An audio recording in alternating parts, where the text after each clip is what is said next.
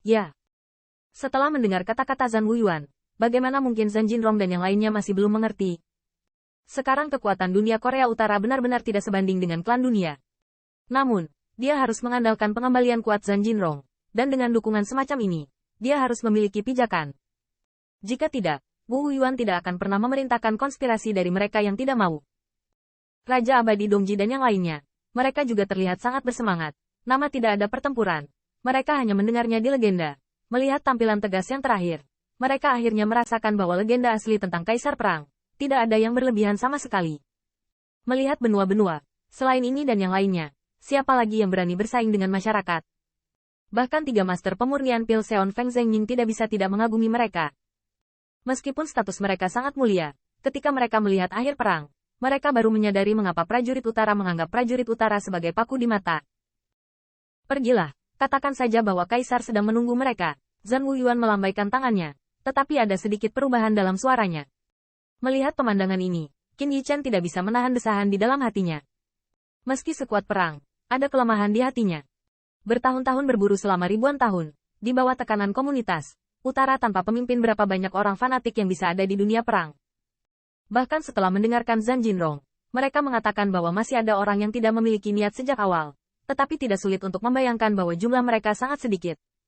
Bagaimanapun, hilangnya Zhan Wuyuan yang asli merupakan pukulan yang terlalu besar bagi dunia Korea Utara. Ya. Dan Zhan Jinrong dan Mu Haoyu saling memandang, dan segera mereka menarik napas dalam-dalam, berteriak keras, dan segera pergi dengan pembangkit tenaga listrik yang mulia. Kembalinya Kaisar Perang adalah waktu bagi sisa-sisa dunia Perang Utara untuk melihat matahari lagi dan muncul kembali kemuliaan. Realem, di istana yang megah. Saat ini, Jie Fan dan Jie Ming berdiri di aula utama, dan pertama-tama, ada siluet tua. Orang ini benar-benar leluhur tua Jie Clan, Jie Changyun. Jie Fan, apakah kamu yakin merasakan energi dari pohon yang tak terbatas? Jie Changyun membuka mulutnya sedikit, suara tua terdengar perlahan di aula besar. Leluhur tua, saya tidak bisa merasa salah. Energi itu benar-benar luar biasa luar biasa. Jie Fan menarik napas dalam-dalam dan membalas ucapan selamat. Ketika Wu Miaoshu muncul, dia ingin bersaing dengan Zhan Wuyuan, tetapi pada akhirnya dia gagal merebut yang terakhir. Dia terlalu jelas tentang fluktuasi energi Wu Miaoshu. Mendengar hal tersebut, Jie Changyun tidak melanjutkan bertanya, melainkan terdiam. Di mata keriput itu, sinar cahaya berkedip-kedip seolah menimbang sesuatu. Melihat penampilan leluhur tua, Jie Fan juga terlihat sangat bermartabat. Dia secara alami tahu apa yang ditakuti Jie Changyun. Wu Liang Miaoshu adalah hal paling misterius di dunia peperangan timur. Dikabarkan bahwa bahkan di peperangan timur, hanya orang-orang inti dari keluarga kekaisaran yang dapat memenuhi syarat untuk itu. Di Zhan Wuyuan, ada fluktuasi energi tak terbatas di pohon yang indah, yang menunjukkan bahwa hubungannya dengan dunia perang timur tidak terlalu dangkal. Di tahun-tahun yang menghilang, yang terakhir kemungkinan besar akan mencapai keluarga kekaisaran keluarga timur. Apa konsensusnya? Jika tidak, orang-orang di dunia perang timur tidak akan pernah mentolerir energi orang asing. Dunia perang timur adalah area paling misterius di benua Jizu, dan bahkan Jizu juga takut pada mereka sebesar 30%. Awalnya, Changyun ingin menggunakan petir untuk membombardir pertempuran tanpa masa depan. Tetapi setelah kembalinya Jie Fan, dia diberitahu bahwa kekuatan pertempuran tidak mundur, dan dia bahkan bisa bersaing dengan Jie Changyun. Sebagai perbandingan, dan yang lebih penting, ada fluktuasi pohon indah yang tak terhitung jumlahnya padanya. Saat memikirkan dunia perang timur, Jie Changyun harus menimbangnya lagi 3. Tidak diragukan lagi membiarkan harimau kembali ke pegunungan tanpa perang. Tetapi itu tidak akan menyebabkan masalah yang tiada akhir. Tetapi ketika dia tidak memahami sikap prajurit timur, dia tidak berani berperang melawan perang. Jenis energi yang hanya ditemukan di keluarga kekaisaran dunia timur, muncul di dunia tanpa pertempuran. Apakah ini tidak berarti apa-apa? Nenek moyang leluhur kerajaan meninggalkan peringatan bahwa mereka harus kurang dari 10.000 dan tidak boleh memprovokasi dunia perang timur. Nenek moyang ras dunia tidak akan pernah menciptakan sesuatu dari ketiadaan. Mereka meninggalkan perintah seperti itu karena saya khawatir mereka telah menyakiti mereka. Kekuatan fondasi. Leluhur tua, Zhan Wuyuan telah muncul. Jika dia diizinkan untuk memenangkan kementerian lama, saya khawatir itu akan berdampak pada status suku saya. Sementara di Jie Changyun 2 orang mengerang, Jie Ming menarik napas dalam-dalam dan tiba-tiba berkata. Dia juga tahu tentang sila yang ditinggalkan oleh leluhur.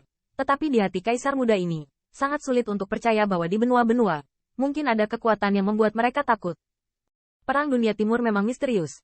Tetapi Jie Ming percaya bahwa klan Jie telah berkembang begitu lama dan memiliki kekuatan untuk menggulingkan ajaran itu. Mungkin ini adalah kesempatan bagi klan Jie untuk bergabung dengan daratan klan Jie. Minjer, jangan khawatir. Melihat penampilan Jie Ming, Jie Fan terlihat pucat dan mabuk.